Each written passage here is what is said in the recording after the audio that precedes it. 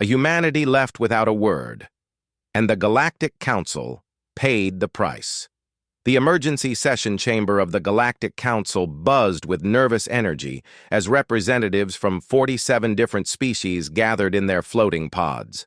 The massive crystalline dome overhead displayed the swirling colors of hyperspace, but none of the delegates paid attention to the beauty above them. Their focus remained fixed on the empty space where the human delegation should have been sitting. Ambassador Vexthai of the Zephyrian Empire clicked his mandibles in agitation as he reviewed the data tablet floating before him. The numbers were impossible to ignore, yet equally impossible to believe. In the span of just 72 standard galactic hours, every single human ship, station, and colony had simply vanished. Not destroyed, not relocated, but gone, as if they had never existed at all. The Zephyrians had been the first to notice the anomaly. Their long-range sensors, designed to monitor trade routes across 17 sectors, had registered the sudden absence of human energy signatures. At first, they assumed it was a technical malfunction. Humans were everywhere in the galaxy, their ships constantly moving between worlds, their colonies dotting the outer rim territories. They were as much a part of the galactic landscape as the stars themselves, but the sensors were working perfectly. Every human presence had simply ceased to exist.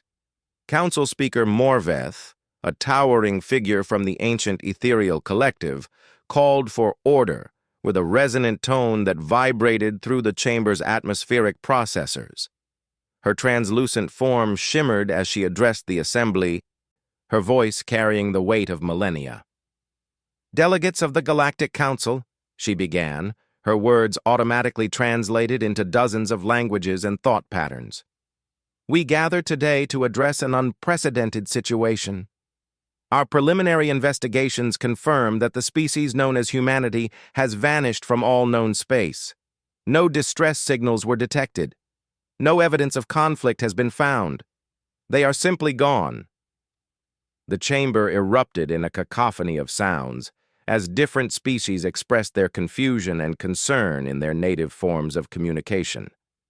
The Grolix delegation produced a series of harmonic tones that expressed deep unease, while the insectoid Kithara representatives released pheromones that triggered the environmental systems to adjust the atmospheric mix. Ambassador Zornak of the Hegemony Confederation raised his massive arm, and the chamber gradually quieted. The reptilian giant's scales shifted from their usual green to a deep purple, indicating serious concern among his people. "Speaker Morveth, with respect, how does an entire species simply disappear? The humans had colonies on over 300 worlds, their ships numbered in the millions. They had a population exceeding 40 billion across known space." "That is precisely what we intend to determine," Morveth replied, her form flickering slightly as she accessed the collective consciousness of her species for additional information. "However, there are complications we must address immediately. The absence of humanity has created unexpected consequences." She gestured to the central holographic display, which materialized a three-dimensional map of the galaxy. Red warning indicators flashed across dozens of sectors, creating a web of alerts that seemed to pulse with urgency. "The Skrell Pirate Confederation has already begun mobilizing their fleets toward the Outer Rim territories," Morveth continued. "Without human patrols and defensive installations, these sectors are now completely unprotected. Our intelligence suggests they plan to claim former human worlds within the next 10 standard days." A collective gasp echoed through the chamber as the implications became clear. The humans had been the galaxy's peacekeepers, their fleets patrolling the dangerous borders where civilized space met the lawless outer territories. They had taken on this role not through conquest or political maneuvering, but through sheer necessity and capability. When pirates threatened trade routes, human ships responded. When slavers raided peaceful colonies, human marines arrived to restore order. Ambassador Kithara of the Philosophical Union of Minds projected her thoughts directly into the translation matrix. The humans volunteered for these dangerous assignments because other species found them too costly or risky. Our own fleets avoided the Crimson Nebula sector entirely after losing 12 ships to Skrull raiders last year. The humans maintained permanent patrols there at their own expense. The data was sobering.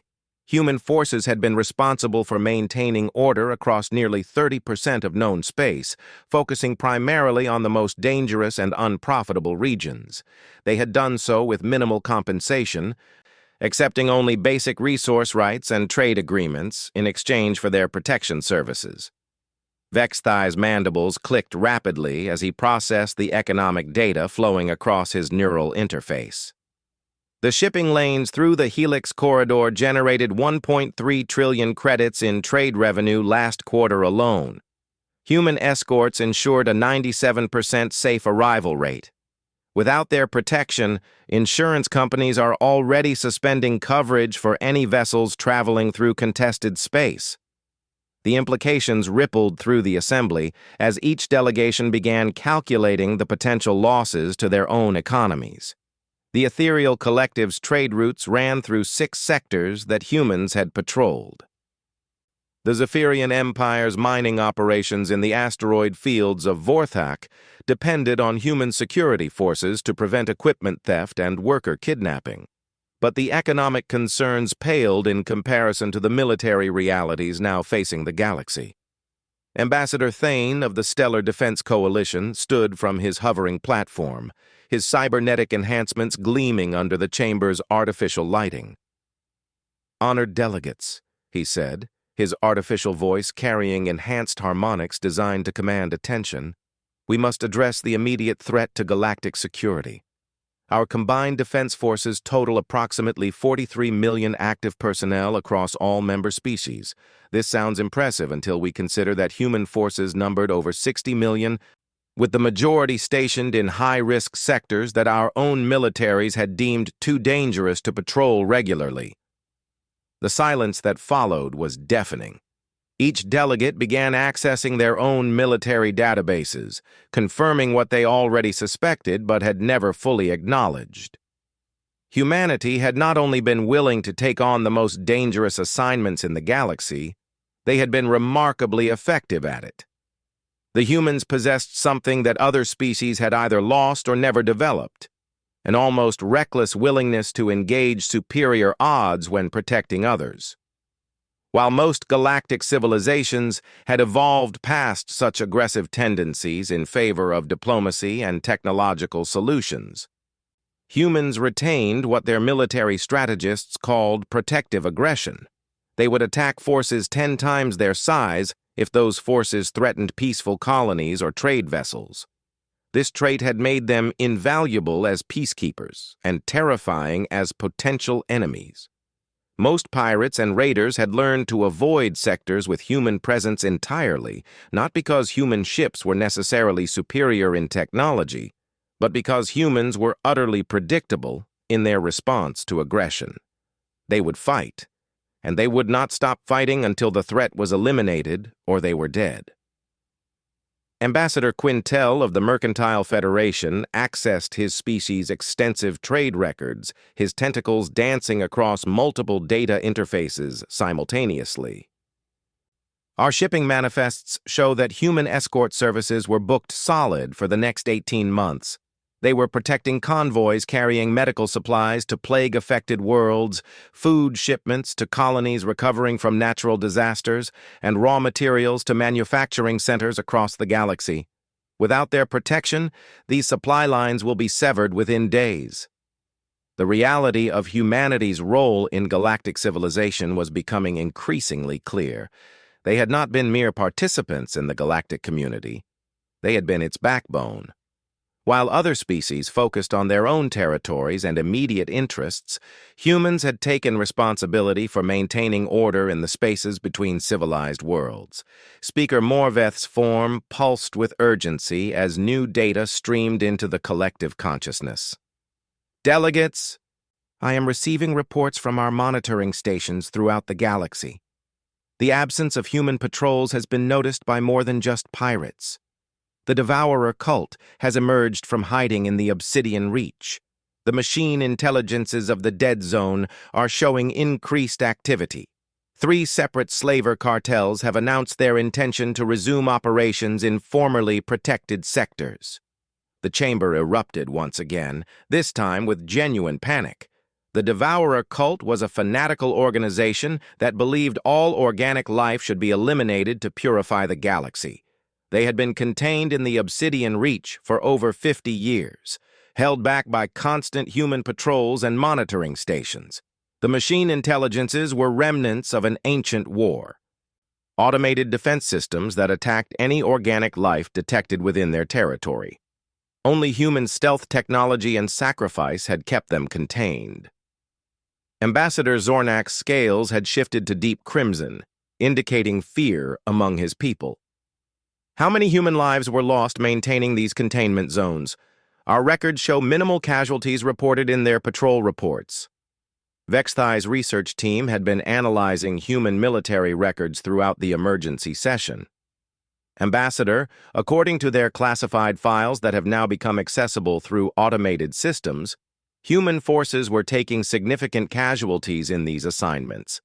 They were losing approximately 3,000 personnel per year, maintaining containment zones and anti-piracy patrols.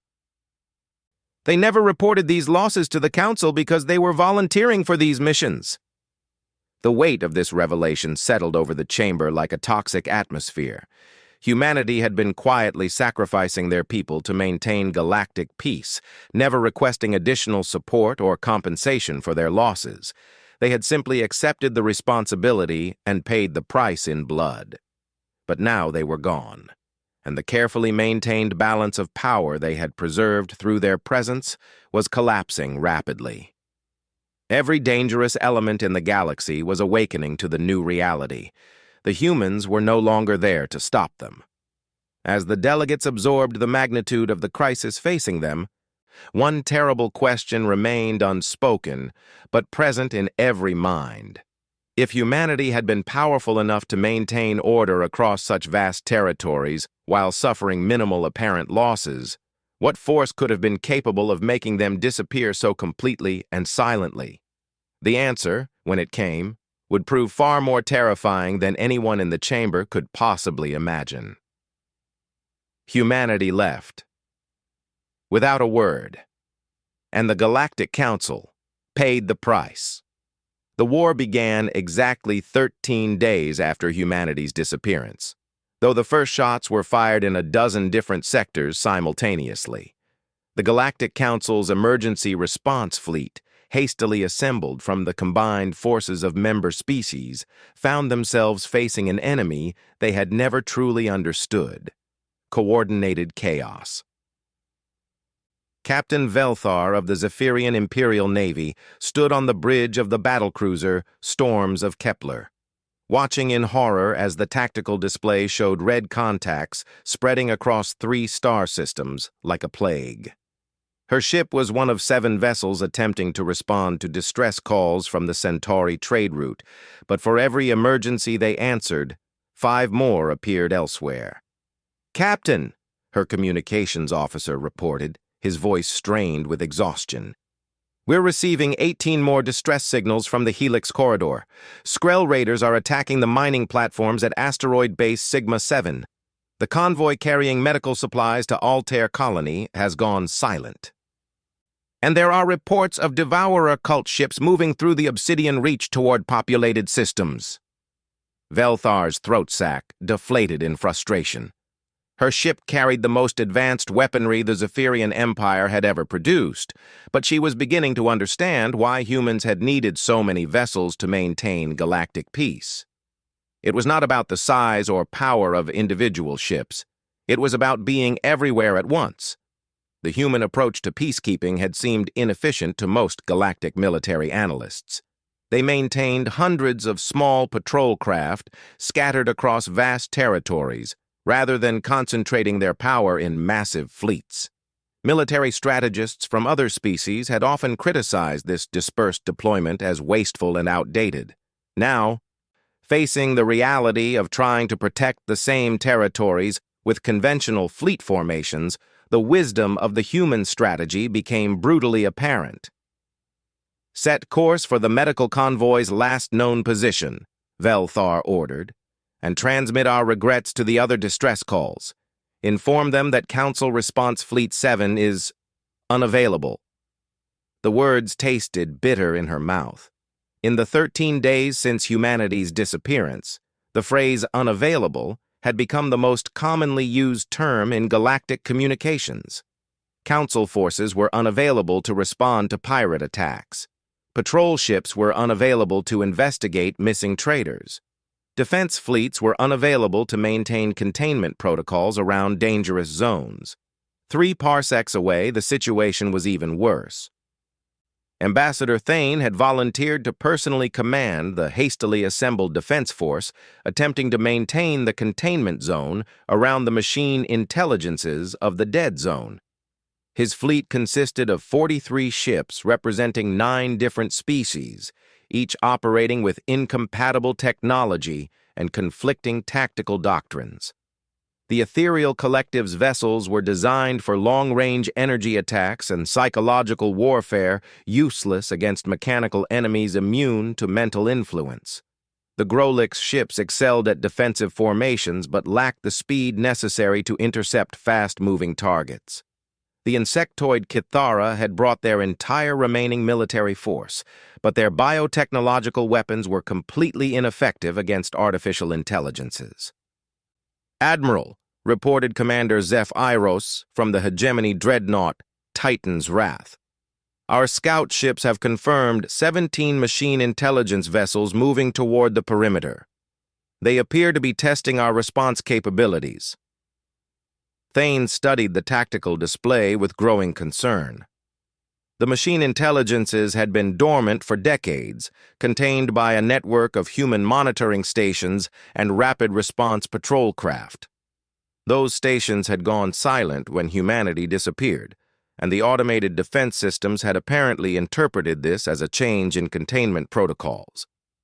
"How long can we maintain our current positions?" Thane asked his tactical officer. The cyborg's calculations were swift and precise. "With our current fuel and ammunition supplies, approximately 14 days, Admiral. However, if the machine intelligences launch a coordinated assault, our projected survival time drops to 6 hours and 23 minutes. The mathematics were unforgiving. The human containment strategy had relied on constant vigilance and immediate response to prevent the machine intelligences from organizing larger operations. Without that pressure, the artificial minds were apparently resuming whatever programming had originally made them hostile to organic life. But even these military disasters were overshadowed by the economic collapse spreading through civilized space like a shockwave. On the trading world of New Byzantium, Merchant Captain Koroshin watched helplessly as her cargo manifest became worthless in real time. The Antarian crystals she had purchased for transport to the manufacturing centers of the Beta Quadrant were now stranded in her cargo hold.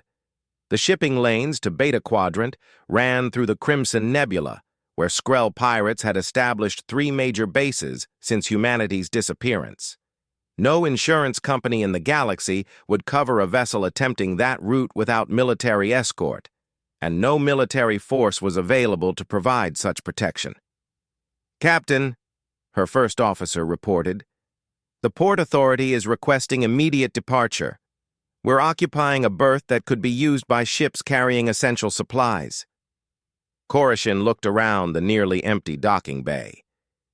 2 weeks ago, New Byzantium's spaceport had been one of the busiest in the sector, with vessels arriving and departing every few minutes. Now, only a handful of local shuttles moved between the planet and nearby stations. Long-range trade had simply stopped. The economic data being compiled by the Galactic Council's emergency committees painted a picture of civilization-threatening collapse. Trade volume had dropped by 73% in the first week after humanity's disappearance. Critical supply chains were broken, colonies dependent on imported food were facing starvation. Manufacturing centers were shutting down as raw materials became impossible to transport safely. The Mercantile Federation's emergency assembly had declared a state of economic emergency, but their solutions were limited. Military escorts for trade convoys would cost more than the goods being transported. Alternative routes that avoided dangerous sectors would increase travel time by 4 to 6 times, making most trade economically impossible. Dr. Learavin of the Philosophical Union's Crisis Analysis Department had been working around the clock to model the long-term consequences of the current situation. Her research team's projections made for disturbing reading. If current trends continue, she explained to the emergency session of the Galactic Council, we will see the collapse of interstellar civilization within 18 months. Isolated worlds will revert to local subsistence economies.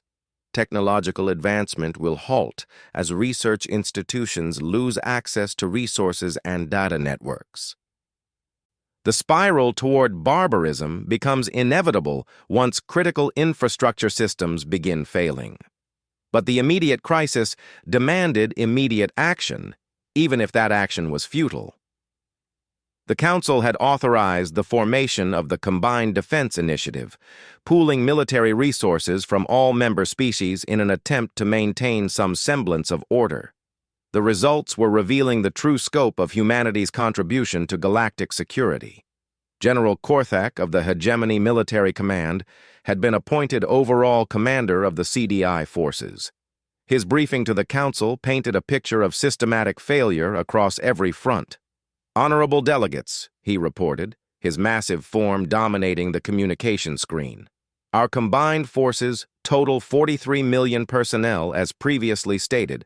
However, operational deployment reveals critical limitations. The ethereal collective's forces operate primarily in non-physical dimensions, making them unsuitable for conventional peacekeeping operations. The Grolik's military doctrine emphasizes defensive operations within their own territory. The Cathera forces are biologically incompatible with most galactic environments. He gestured to a holographic display showing deployment statistics that told a sobering story. When we account for environmental limitations, technological incompatibilities, and logistical constraints, our effective operational strength is approximately 8 million personnel. The territories previously patrolled by human forces would require a minimum of 20 million personnel to maintain current security levels. The mathematics were clear.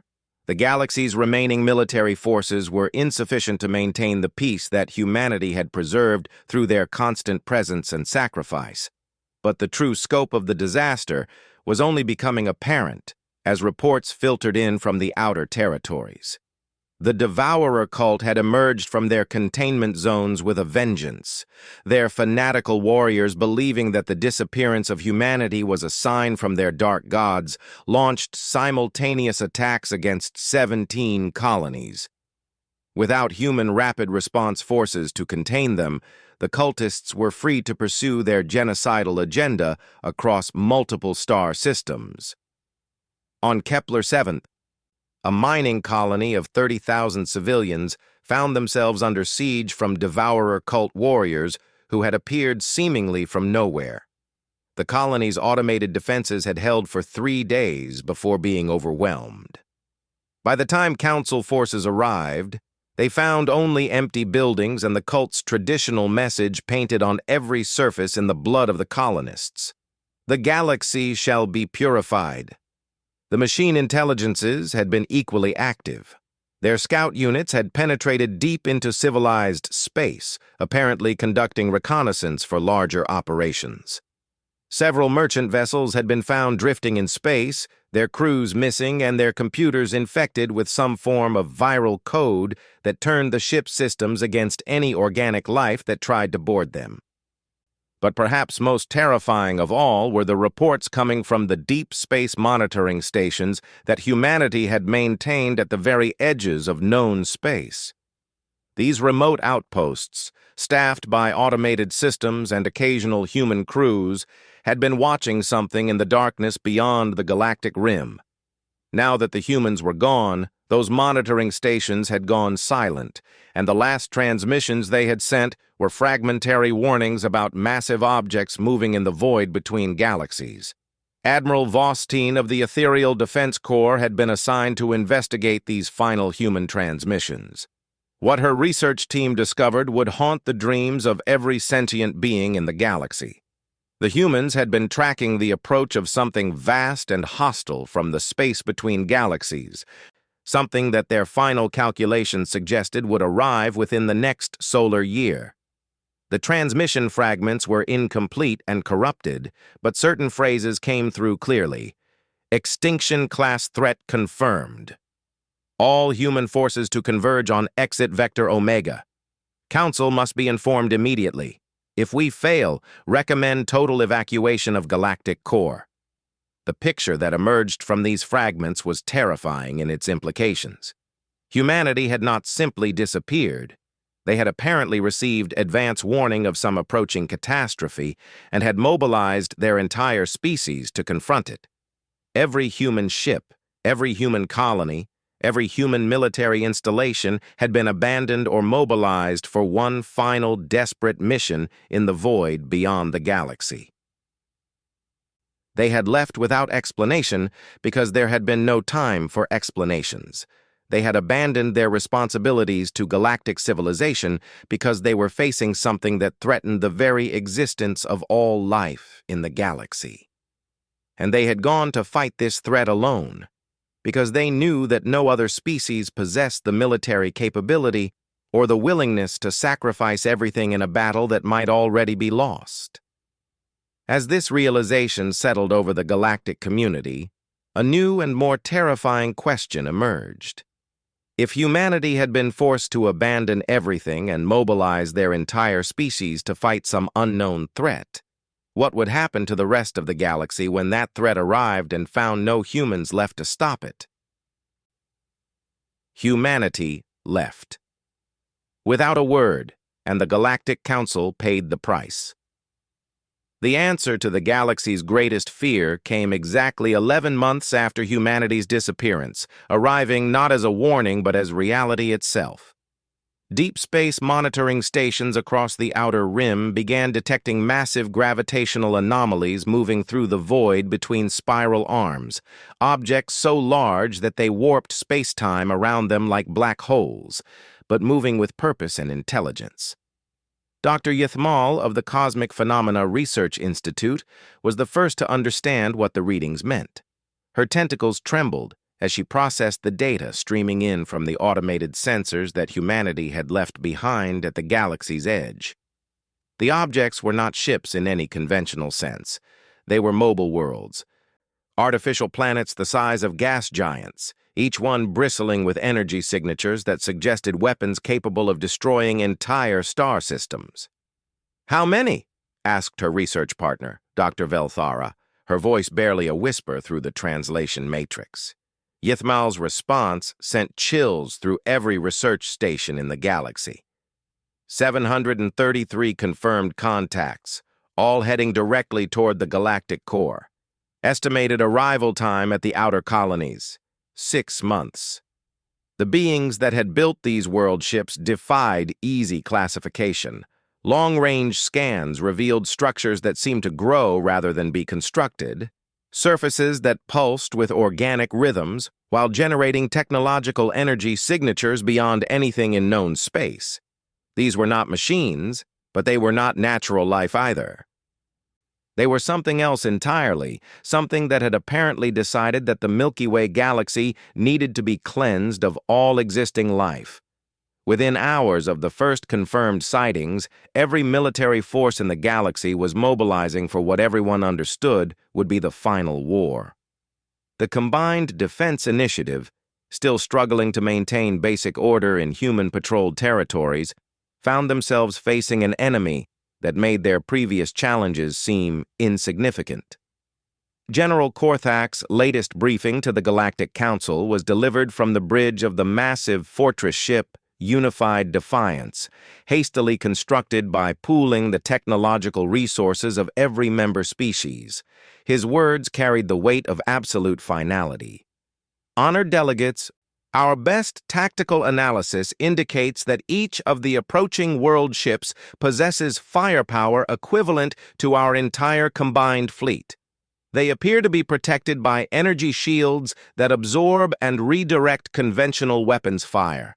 Their smaller escort vessels, each roughly the size of our largest dreadnoughts, number in the millions. The silence that followed was not the silence of shock, but the silence of species confronting their own extinction. Every delegate understood the mathematics. The galaxy's remaining military forces, even fighting with perfect coordination and unlimited resources, could not hope to defeat such overwhelming power. But as despair settled over the galactic community, something unexpected happened. The automated systems that humanity had left behind began activating in sequence across the galaxy.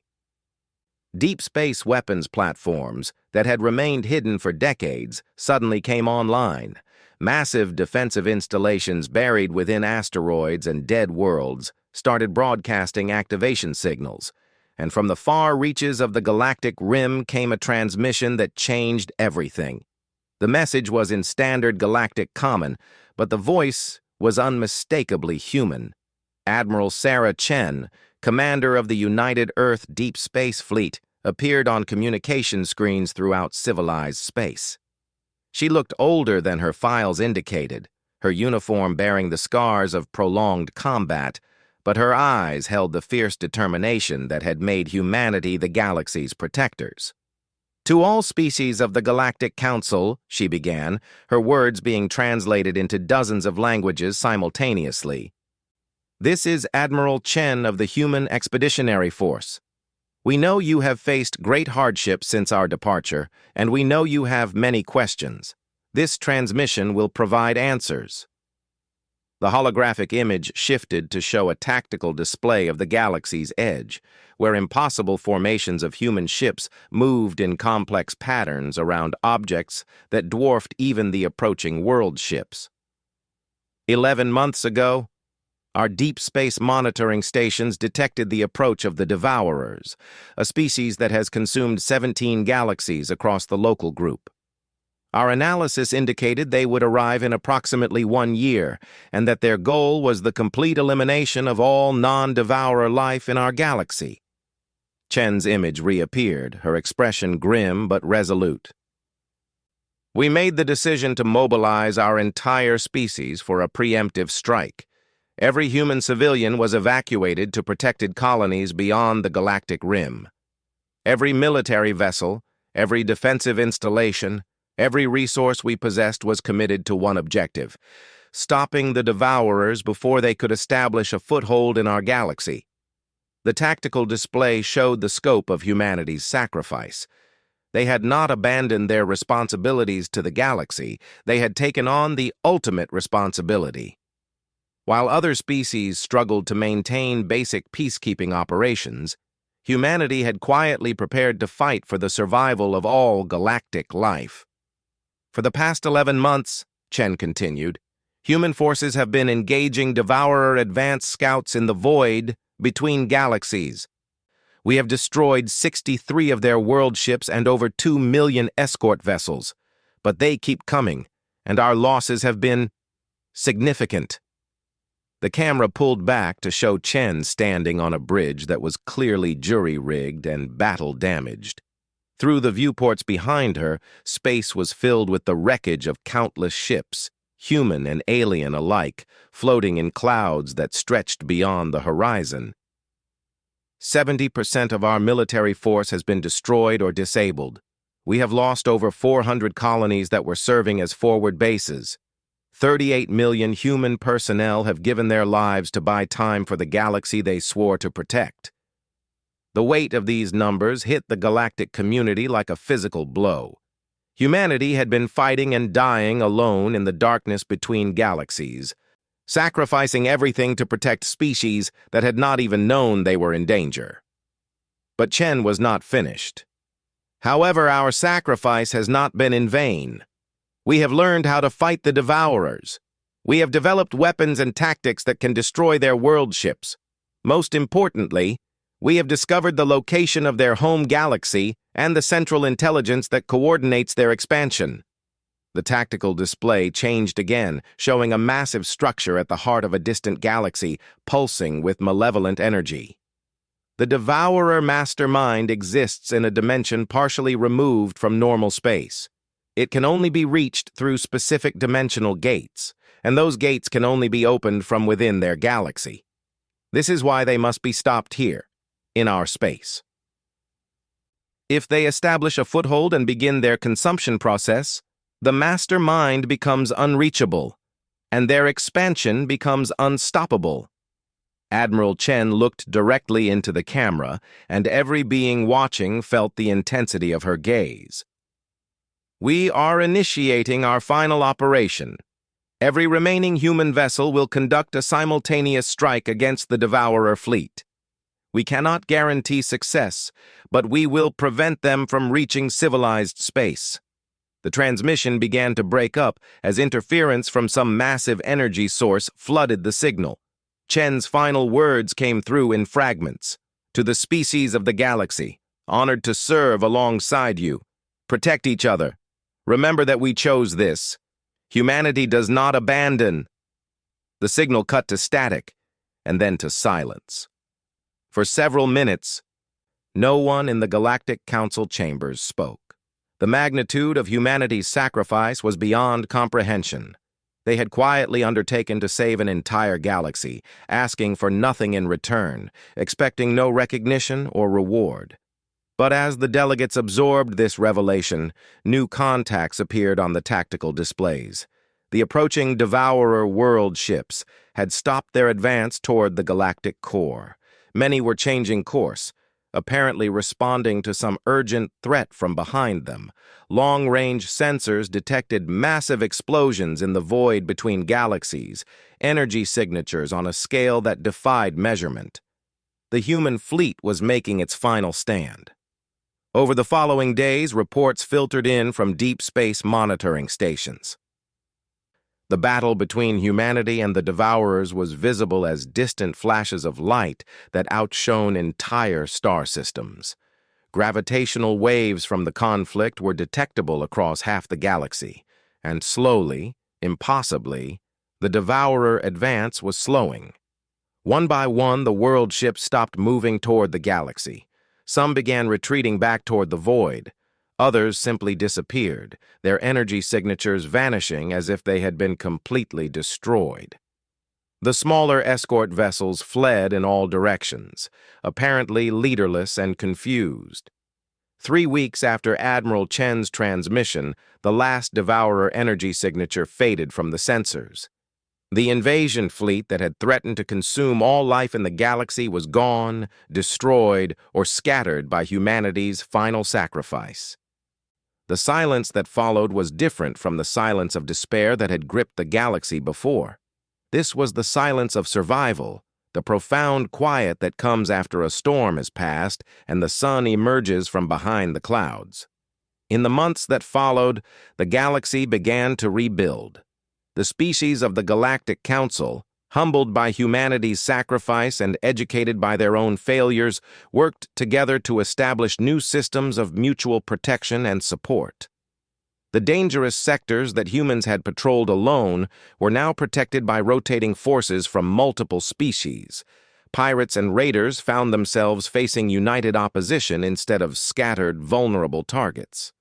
Memorial stations were established throughout the galaxy, marking the places where human patrols had once maintained the peace. These monuments served not only as remembrance, but as reminders of the price of protection and the responsibility that all sentient beings shared for the safety of their galaxy. But perhaps the greatest memorial to humanity was the change in how the galactic species viewed their obligations to each other. The old system of looking after only their own interests while relying on others to maintain broader security was replaced by a new understanding.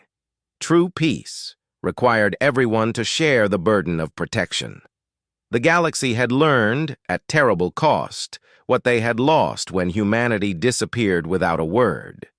But in learning that lesson, they had gained something precious. the knowledge that sacrifice for others was not a burden to be avoided, but an honor to be embraced. Humanity had paid the ultimate price to save a galaxy that had never fully appreciated their service. In doing so, they had taught every surviving species the true meaning of heroism. Not the absence of fear, but the willingness to face certain death to protect those who cannot protect themselves. The galaxy would never forget the species that left without a word and paid the price for everyone.